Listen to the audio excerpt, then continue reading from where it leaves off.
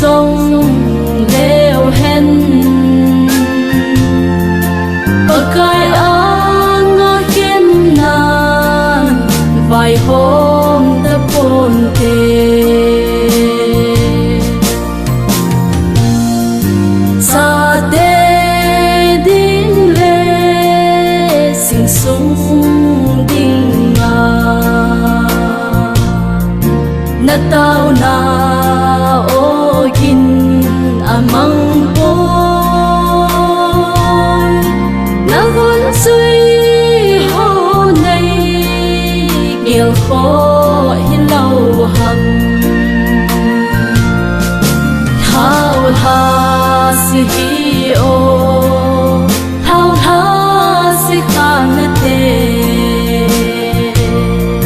sung bat hen lai tan a hi ti sang thế mấy tao hi te lấy si a ki hen zong leo hen pakai a ngõ hiên nan vài hôm ta pôn tê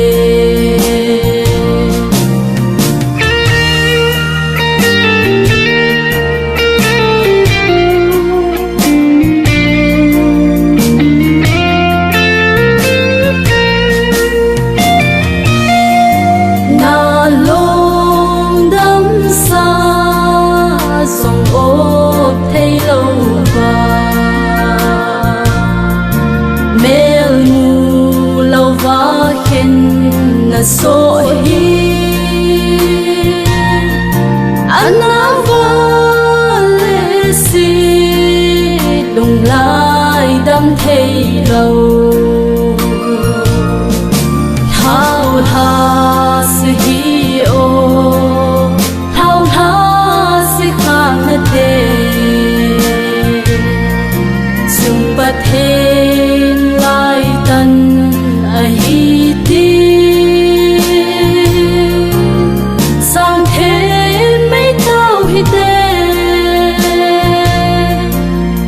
si a ki hen zong leo hen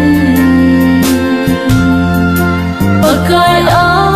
ngõ hiên nan vài hôm ta pôn tê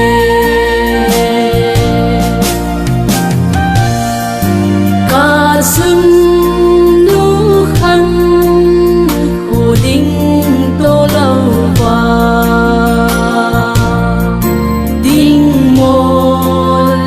sinh ngày hi mô theo gỗ bông hâm dâu ta lâu